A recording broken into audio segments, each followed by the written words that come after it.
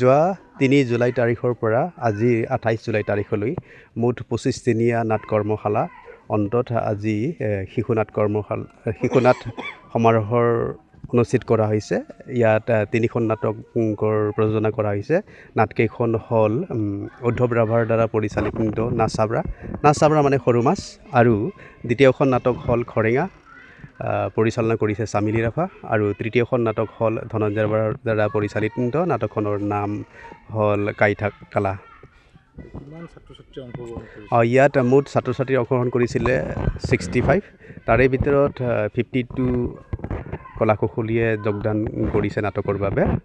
আমি এই কেইদিনত মানে প্ৰথম চোৱাত ৰাভা লোকগীত, লোকনৃত্য, লোকসুৰ, বিভিন্ন থিয়েটাৰ গেম, বিভিন্ন খেল ধেমালি তেনেকৈ শিকাই পেলাই নাটকৰ কামত আমি লাগিলোঁ।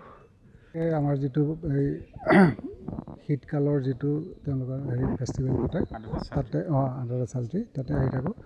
এইবাৰ ইয়াতো আহোঁ মাজে মাজে, আৰু এইটো এটা খুব ভাল কাম হৈছে। তেওঁলোকে সৰু ল'ৰা ছোৱালীৰ পৰা এই ল'ৰা ছোৱালীবিলাকে ডাঙৰ হ'লে কেনেকৈ অকল নাটকটোৱেই নহয়, তেওঁলোকৰ মানে বডি লেংগুৱেজৰ পৰা আৰম্ভ কৰি পেলাই মিউজিক, আৰ্ট ডাইৰেকশ্যন, ডিজাইন, এনেকুৱা বহুত ধৰণৰ কথা তেওঁলোকে শিকিব পাৰে।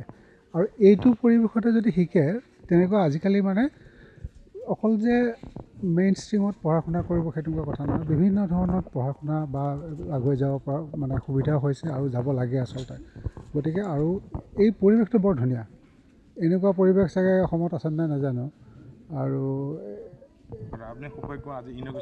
মই ইনগ্ৰেশ্যনো কৰিব পাৰিলোঁ, সেইটো এটা ভাল লাগিছে। আৰু